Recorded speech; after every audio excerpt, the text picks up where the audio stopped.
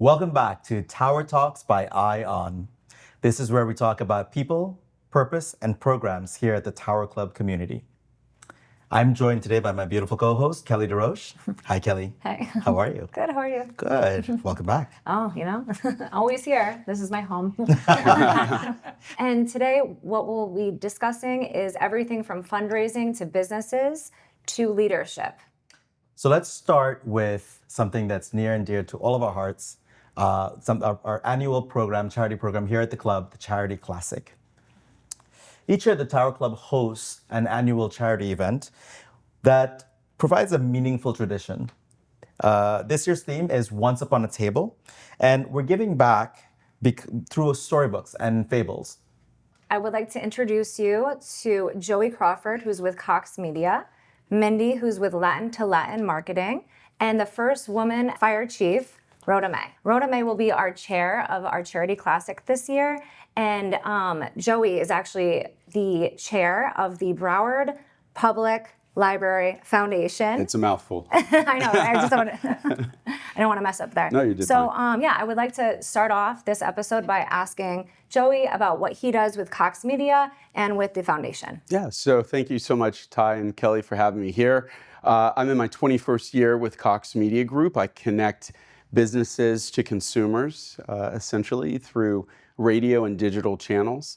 And, I like to say I'm in the business of storytelling because that's what it's really all about. When you think about marketing and messaging and advertising, it's how do you tell your story? So it's a little apropos that we're here to talk about a storybook theme, telling our story with the Broward Public Library Foundation, an organization I love, and Tower Club Fort Lauderdale, another organization that I love. That you're the board chair on. Yes. Yes. So I'm the chair for both entities, which is kind of good. I like to say I love when my world collides. It's kind of cool, you know? It makes it easier. So It bring does the make worlds together, right? Yes, and so much of what we do in downtown Fort Lauderdale and the greater Fort Lauderdale community is impactful about bringing people together in an authentic and engaging way. And I feel like this is such a cool experience this year with the Charity Classic. Love it. Yeah. So what does this year's theme mean to you personally? Like how has this evolved into a theme that you get to stand behind and you get to present as the board chair? Yeah, so libraries are wonderful places. We all have memories of our local library, right? And it starts with books and it starts with reading.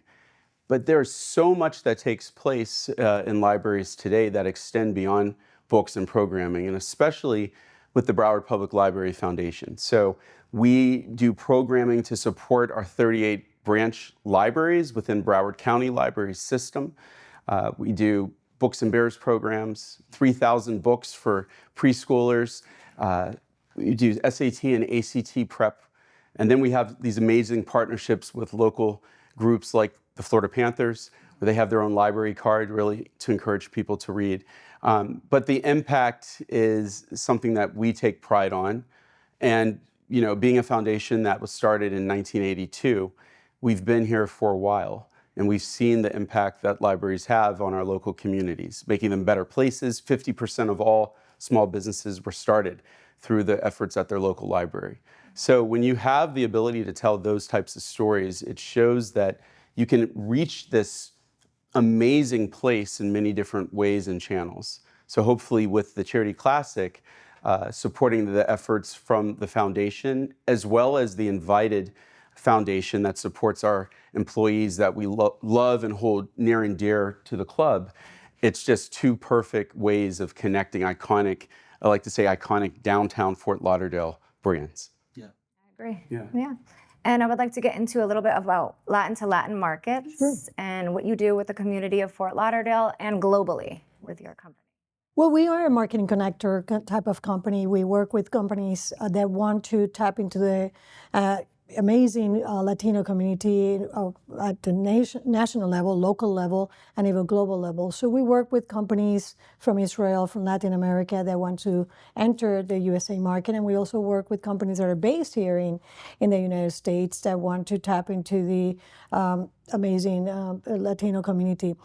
I've been a member for the past 10 years, and I feel very proud also as a past chair, and the first woman and Latina to become a chair And the reason why I'm part of the Tower Club community is because of you, Joey. You invited me to be part of this amazing, vibrant community, and that's what I liked about being here and what we're doing with the charity. We are a mirror of our vibrant, diverse community, and people from all different type of walks of life are coming to our beautiful city. And at the Tower Club, we represent that, and that's what is important. So, in my role as part of the founding member of the Latin to Latin Marketing, my company, I invite my clients to come here, and they get to perceive and be part of that energy. And that's what it is all about. It's a lot of energy that comes in here. And when that happens, I'm playing both roles, not only helping them navigate how to connect and do the plans that they may have for their businesses, but they get to see another side of how we also connect on a human-to-human level. And that's a beautiful thing. We've been able to bring the newly formed Hispanic Heritage Chamber. They use this all the time as one of their local networking events. Recently, we brought in Poder, which is a leadership program focused on Latinos in corporate America or entrepreneurs, and they've been using the Tower Club as one of their hubs.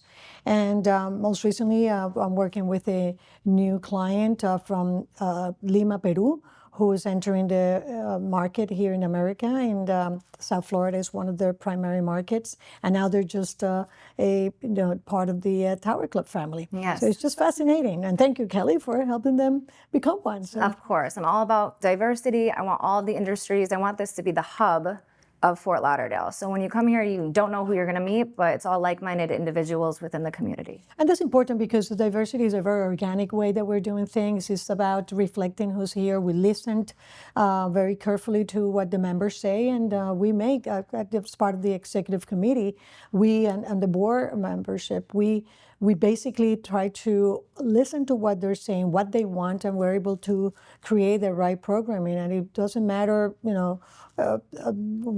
what the theme is. It matters actually to the members. But what I'm saying is, we're not going there with an agenda. We're just there to represent and to be the voice of our membership, and that's what makes it very unique in terms of the membership here. So Mindy, on the heels of that, October is a very special month for you. So tell us a little bit more about what October means to you.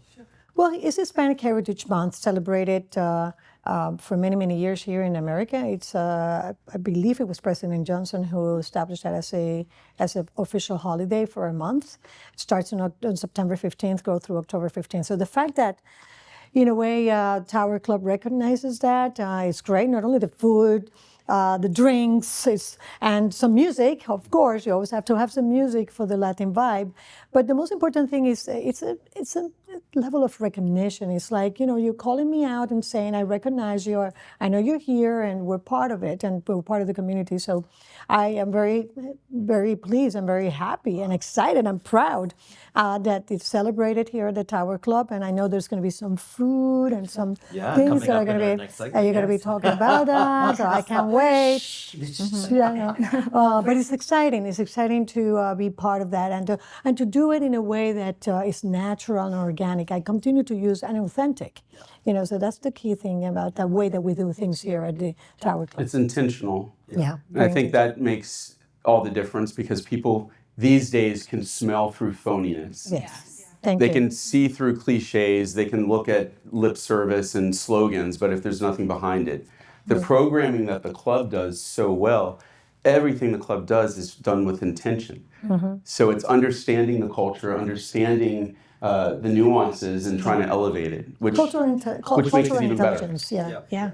And then I think, Mindy, the one thing you didn't mention that was sort of fun and part of the Hispanic Heritage Month is you said the music, but you left out the dancing. I know. We're good at that, huh? Even better than the music, the dancing. I'm going to start with the dancing, then go to the music. I think it's that, especially because it's like the precursor of the holidays. So it's sort of like, you're starting to wrap it up, and then to actually ramp it up, not wrap it up, but actually it's also go with, other celebrations that are like Oktoberfest, which also actually, it makes sense from an Oktoberfest perspective because you're doing a lot of drinking and also eating. So you get to try some of the foods, and then the Latino vibe, I think, is an amazing combination. Absolutely, absolutely. I believe we do a great job of recognizing the different members of our community Yes. on a wider scope and inviting them into the club. I tell people this is like an extended living room of my home. To be honest with you, I feel here very safe environment. You get to meet people. It's not just you're not doing transactions. You're doing relationships, and I think that's the difference between other organizations that are focused on certain elements of the transaction. But here is that it rounds it up, and then it becomes an extended family. The plus ones when we go to events. and it's just fascinating to me. It's very unique. Yeah. And we do a lot of programming within the club, and I would like to talk a little bit about Apex. It's a new programming that we have in the club with Rhoda May, fire chief, the first woman fire chief. So explain to me a little bit, and I know that the president of the Make-A-Wish Foundation was doing that with you as well, right? That's correct. Okay. And So, Alexa, yeah. yes, so the Apex is going to be like a mentoring program, but it's not like your typical mentor program where people are at the lower level. It's people that are at that managerial level and they want to go up to the next level, to the executive level. And how did they get there? And how did we get there? And so I guess a bit of my background first so it kind of makes sense is that I came up through, first I was an educator and then I got into the fire service. So I spent 40 years in the fire service and 20 of those was as a fire chief. And I have to tell you that, I started in 1983 and then trying to become just a firefighter was a challenge, as a woman. And then as I got promoted, that was a challenge. And then when I wanted to be the chief, that was another challenge. So I ended up leaving here, Fort Lauderdale, where I started, and I went to Little Rock, Arkansas, and I was their first woman chief, and I stayed there for 5 years. And while I was there, I had the great opportunity to help open the Clinton Presidential Library and School for Public Service. And I actually have on my wall, my brag wall at home, a letter sent to me by William Jefferson Clinton, thanking me for all I did for his foundation and for the school and for the city of Little Rock, and wishing me well in Austin, which was the next city where I went. And I was the fire chief in Austin, Texas for 10 years. So I mention all these things because that's what I bring, I think, to Apex, is a total different perspective, from the public service side and all the challenges that went along with making that happen and accomplishing all those things. So, and the one thing I also wanted to include, I said I love the sound of shattering glass. And I was the first woman president of the International Association of Fire Chiefs in their 142-year history. And if you look back at some of those fire departments, you'll see that I was the first woman in mostly triple-digit years, right? So hence the shattering glass. But Apex is going to be a 6-month-long, once a month, each one of the mentors will meet with, we'll each have 6 mentees, and we'll meet with them once a month. And just, it's more about, I think we mentioned storytelling. It's more about telling the story. It's more about sharing experiences. And it's all about giving people that extra little boost that they need to become that executive at that executive level. I love it. I think that's a great thing, a great addition to what we bring to the club for value in the membership. Yes, yeah, absolutely. Yeah, it's really a great opportunity. I'm honored that I get to be one of the mentors. So Chief, you've broken glass ceilings. You've led where no one else has led before. You've created new pathways, and you continue to do so. You are chairing the Charity Classic. You are a leader, a mentor at Apex, and you continue to find those opportunities. What parallels would you describe both for your career and then what's happening at the club in terms of leadership? So, I think leadership can come from any level. And I think leadership is about, first of all, establishing relationships. And I've always said that I think as a leader, you want accountability and responsibility. And it's also about caring about the people and bringing people together. I mean, Mindy talked about connecting people, right? And organizations. And Joey talked about communicating. And so all those things are part of being a leader. So, I'm just glad that my perspective gets to be part of Apex and part of being a leader here. And I'm honored and I'm humbled. And I said that when I was sworn in as the very first president of the International Association of Fire Chiefs. And my last line was, I'm honored and humbled to be the first, but I don't want to be the last and I don't want to be the only. And I think that's what is important here too. You know, we're doing things, but we don't want it to be just that. We want it to be more. And we want everybody to be part of that more. The vibe here is so great, you know, and the relationships here are so great. So, I mean, that's kind of my perspective. Absolutely. Absolutely. Well, you know, the theme of our episode today is Once Upon a Legacy, and it sounds like each one of you has, if not created a legacy, are in the process of creating a legacy and inviting others to join that legacy.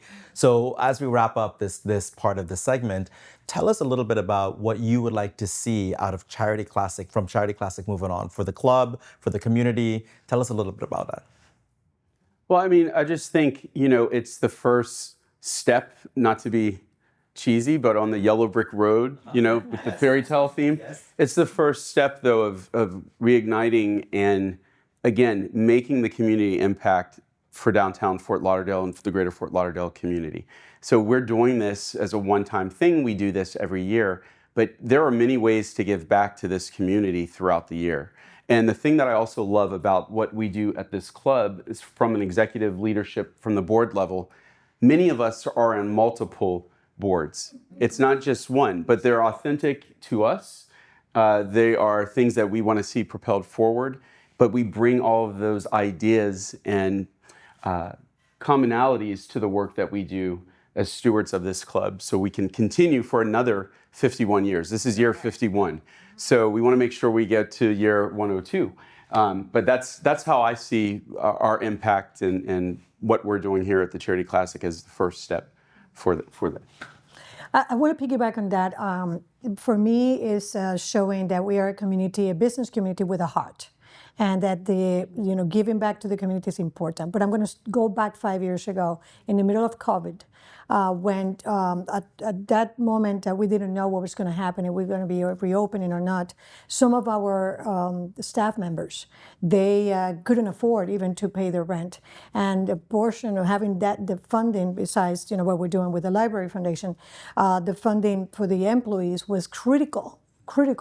Where we were able to provide for them, some of them to pay the rent. So for me, that's what it's all about. That's what we want to make sure that we continue to show admiration, respect for our staff members.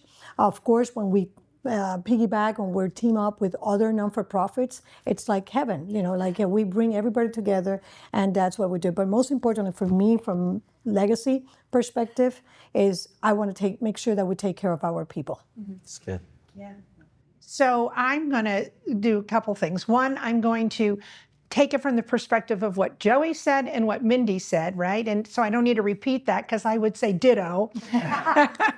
But I think, so my thing is because I am the chair, I want this to be the best, biggest Charity Classic ever. And I want our numbers to far exceed what we've done in previous years. And I want the money that we raise, because obviously it's going to great causes, to exceed anything we've ever done before. So I want so much fun and participation and energy and, to happen on that night.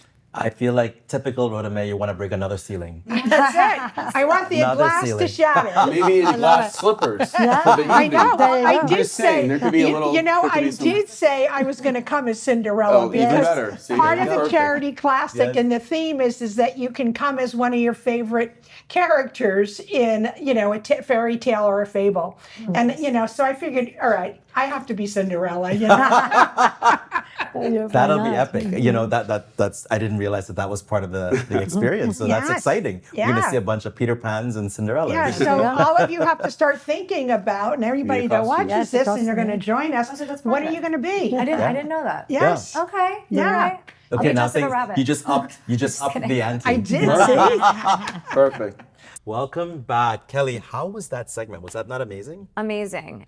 We covered everything from fundraising to leadership, like we said, with all these amazing members that we have in the club. And I'm excited for the next. What do you know what your costume's going to be? Do you know what fairy tale character you're coming in? You said Jessica Rabbit. Jessica Rabbit. I snuck it in there. They didn't say anything, so I'm like, okay. You think you might get away with it? I don't know. I think you can pull Put it a off. red wig. Yep. Dyed red. I think it's phenomenal. And what we have coming up with Charity Classic, with Hispanic Heritage Month, I think our members and our guests are in for a treat. Oh yeah. Yeah. So we're not quite done yet. We've Right. we've got to go to the delicious part of the segment that we always love the most. So now we're going to turn it over to our member experience director, Mr. Roman Foster, to tell us a little bit about some of that Latin flavor food that we can expect for Hispanic Heritage Month here at the club, and a cocktail to go with it. Roman? Hello, everyone. I am Roman Foster, the Member Experience Director here at the Tower Club.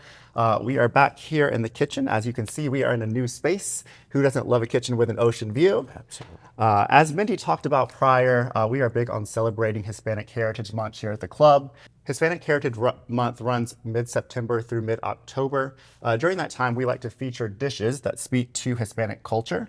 We also host events that cater to our Hispanic members, which we have several of, being in South Florida. I am here with General Manager Guy. He has brought out some beautiful dishes that have a beautiful Hispanic heritage, and I'd love to discuss it. Absolutely. Hello, everyone. Welcome to the Tower Club. Over here we have a ceviche with some fried plantains. They did a great job, presenting it.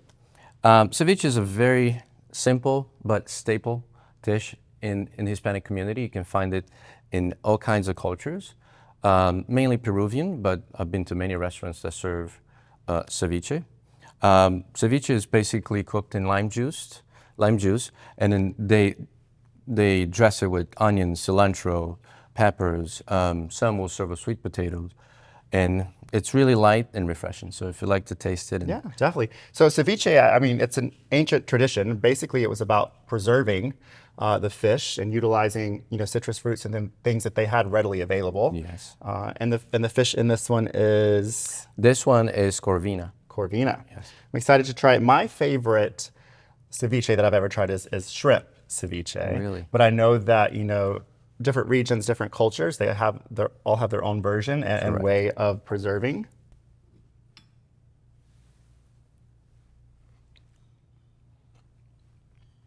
Fantastic. It really brings out not only the flavor of the fish, but of everything in it. It's tart. It hits the palate. Yeah. Really nice. Excellent. Okay, moving on to our second dish. If you could tell us a little bit about that. Yeah, so this, we could have come up with so many fancy dishes to represent the Hispanic culture, but we decided to go with the simple and most consumed food in Hispanic culture, which is rice, beans. Over here we have pulled pork and fried plantains.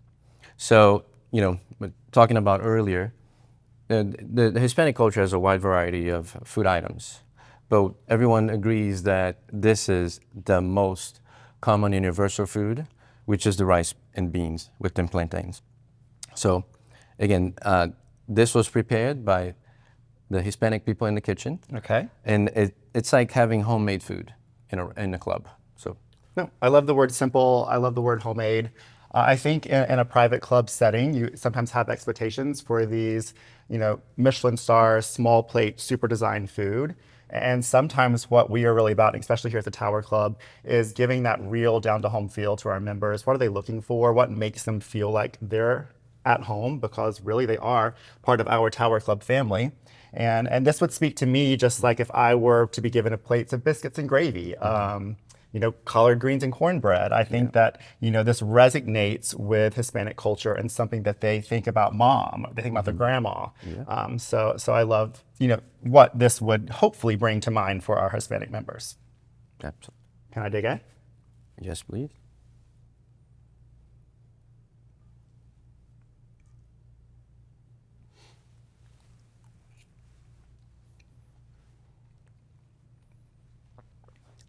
I really like the combination, not only of the meat with the rice, but with the beans. But my favorite part, I am not the connoisseur of Hispanic cuisine, but I do know my favorite part is the plantains. I agree with you. No, perfect. Who doesn't like a good plantain? Okay, now that we've tried some beautiful Hispanic dishes, I do kind of want to transition into something that I am super excited about, which is our charity classic. I know that we've already heard from our chair, Joey Crawford, who is also the chair of the Broward Public Library Foundation's board. And we are partnering with them this year to raise funds for the library and also for our invited Kerr Foundation. We are having a Berry Tell Martini. It's called Berry Tell because we are having a fairy tale evening on September 26th for our charity classic.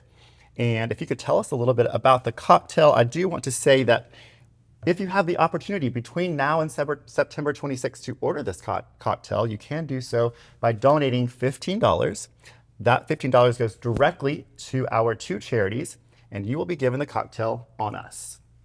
Very well. Okay, so this drink started with a partnership with Weber Ranch Vodka. It's a vodka made out of agave, which is very unique. And it's a clean, there's no additives or chemicals. A lot of products nowadays, you really don't know what's in it. It's basically a strawberry basil martini. Okay. It's really refreshing and with all natural ingredients. If you'd like to take a sip and let us know if you approve of it.